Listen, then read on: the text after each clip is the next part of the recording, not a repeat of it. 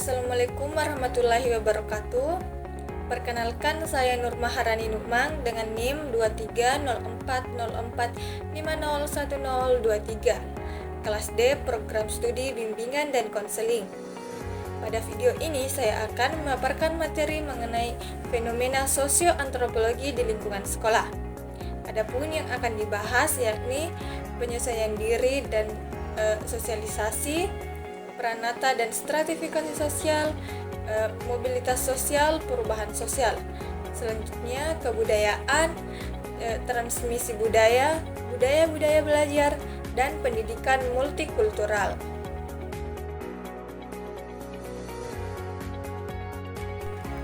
Sosialisasi adalah proses di mana individu mempelajari norma, nilai, dan perilaku yang diharapkan dalam suatu masyarakat. Di sekolah, sosialisasi terjadi melalui berbagai interaksi dengan guru, teman sebaya, dan staf sekolah lainnya. Selanjutnya, penyesuaian diri adalah proses di mana individu berusaha untuk beradaptasi dengan lingkungannya. Di sekolah, siswa beradaptasi dengan tuntutan lingkungan sekolah, baik secara akademis maupun sosial. Hubungan timbal balik antara konsep sosialisasi dan penyesuaian diri dengan pendidikan sangat erat.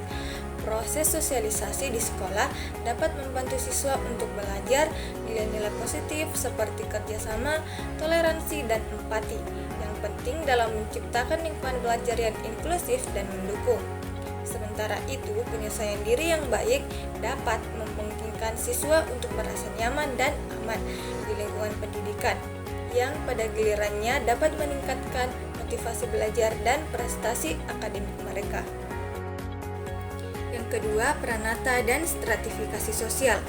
Peranata sosial di sekolah mengacu pada sistem norma, nilai, dan perilaku yang terstruktur dan mapan yang mengatur kehidupan di sekolah. Peranata ini memiliki fungsi penting dalam menunjang proses belajar mengajar dan perkembangan sosial siswa. Contohnya, peranata disiplin menetapkan aturan dan norma perilaku di sekolah serta sanksi bagi pelanggarnya. Stratifikasi sosial di sekolah mengacu pada pengelompokan siswa berdasarkan faktor-faktor seperti status sosial ekonomi, prestasi akademik, popularitas, atau ras dan etnis. Misalnya, dalam konteks pendidikan, stratifikasi sosial dapat terlihat dalam disparitas akses pendidikan antara berbagai kelompok sosial. Kelompok-kelompok dengan status sosial yang lebih tinggi cenderung memiliki akses yang lebih baik ke pendidikan berkualitas daripada kelompok-kelompok yang berada di lapisan bawah. Yang ketiga, mobilitas sosial. Mobilitas sosial di sekolah mengacu pada pergerakan siswa antar strata sosial dalam sistem stratifikasi sosial sekolah. Mobilitas ini dapat terjadi secara vertikal, naik atau turun strata, atau horizontal, tetap strata yang sama tetapi mengubah posisinya. Contohnya, siswa dengan prestasi akademik tinggi umumnya memiliki peluang yang lebih besar untuk naik strata sosial, misalnya dengan mendapatkan beasiswa ke sekolah yang lebih tinggi dan bergengsi. Mobilitas sosial dalam konteks pendidikan memiliki hubungan timbal balik yang kuat. Pendidikan dapat menjadi alat mobilitas sosial yang efektif dengan memberikan siswa pengetahuan, keterampilan, dan nilai-nilai yang mereka butuhkan untuk mencapai kesuksesan di masyarakat. Yang keempat, perubahan sosial. Sekolah sebagai instansi sosial tidak luput dari perubahan sosial yang terjadi di masyarakat. Perubahan sosial ini dapat memengaruhi berbagai aspek kehidupan sekolah, seperti kurikulum, metode pengajaran, struktur organisasi, dan budaya sekolah. Nah, dalam konteks pendidikan, perubahan sosial dapat mendorong perubahan dalam sistem pendidikan. Contohnya, tuntutan masyarakat terhadap lulusan yang lebih terampil dalam teknologi dapat mendorong sekolah untuk memperkuat pengajaran di bidang STEM, sains, teknologi, teknik, dan matematika.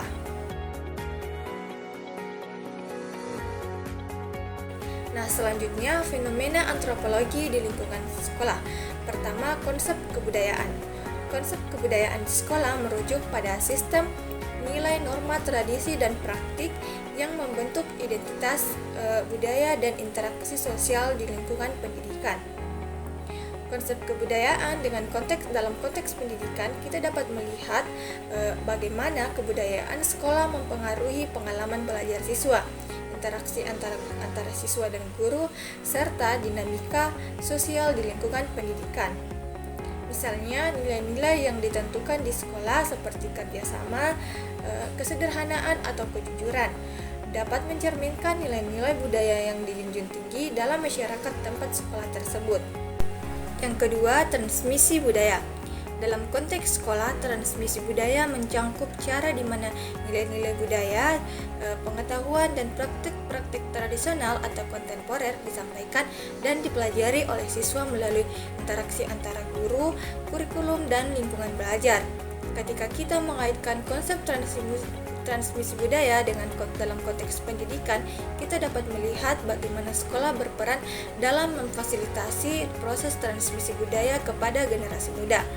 Guru sebagai agen transmisi budaya memainkan peran penting dalam menyampaikan nilai-nilai budaya, pengetahuan tradisional, dan praktik-praktik kebudayaan kepada siswa melalui kurikulum, pembelajaran, dan interaksi sehari-hari di sekolah. Nah, yang ketiga, budaya-budaya belajar. Budaya-budaya belajar mencangkup preferensi belajar, gaya belajar, nilai-nilai yang dijunjung tinggi dalam proses pembelajaran, dan cara individu berinteraksi dengan materi pelajaran dan lingkungan sekolah dan lingkungan belajar.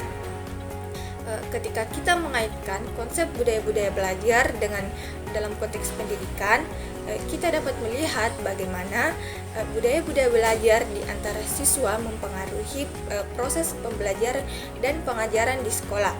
Misalnya, beberapa siswa mungkin lebih responsif terhadap pendekatan belajar yang bersifat kolaboratif dan interaktif. Sedangkan sementara siswa yang lain mungkin lebih suka belajar secara mandiri dan reflektif. Nah, yang keempat, pendidikan multikultural. Pendidikan multikultural di sekolah merujuk pada pendekatan pendidikan yang mengakui, menghargai, dan mempromosikan keberagaman budaya, etnis, agama, dan latar belakang sosial dalam lingkungan pendidikan. Konsep ini menekankan pentingnya memahami dan menghormati keragaman budaya. Dalam konteks pendidikan di sekolah atau kampus, kita dapat melihat bagaimana pendidikan multikultural mempengaruhi dinamika sosial, interaksi antara siswa, dosen, dan staf akademik, serta di pembelajaran di lingkungan pendidikan. Pendidikan multikultural mendorong terhadap keberagaman budaya serta mempromosikan dialog lintas budaya, pertukaran pengetahuan, dan pemahaman yang lebih dalam tentang berbagai budaya. Pandangan tentang pendidikan ideal menurut filosofi tokoh pendidikan Indonesia seperti Ki Hajar Dewantara yang menekankan pentingnya pendidikan holistik tidak hanya dari segi akademis tetapi juga karakter dan moral. Namun seringkali menghadapi gap atau kesenjangan dengan realitas peristiwa sosioantropologi pendidikan di sekolah.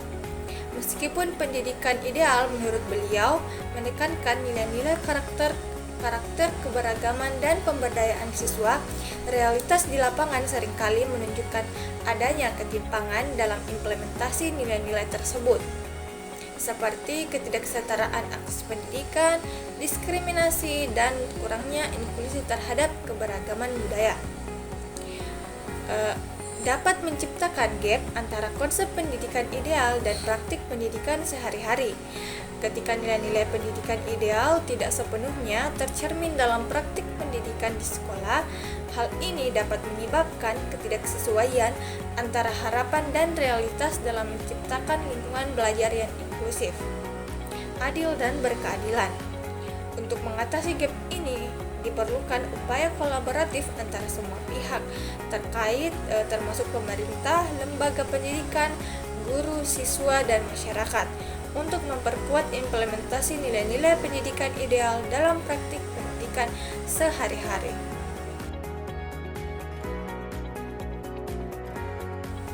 Itulah tadi penjelasan fenomena sosioantropologi di lingkungan sekolah. Sekian dari saya, kurang lebihnya mohon dimaafkan. Wabillahi taufiq wal hidayah. Wassalamualaikum warahmatullahi wabarakatuh.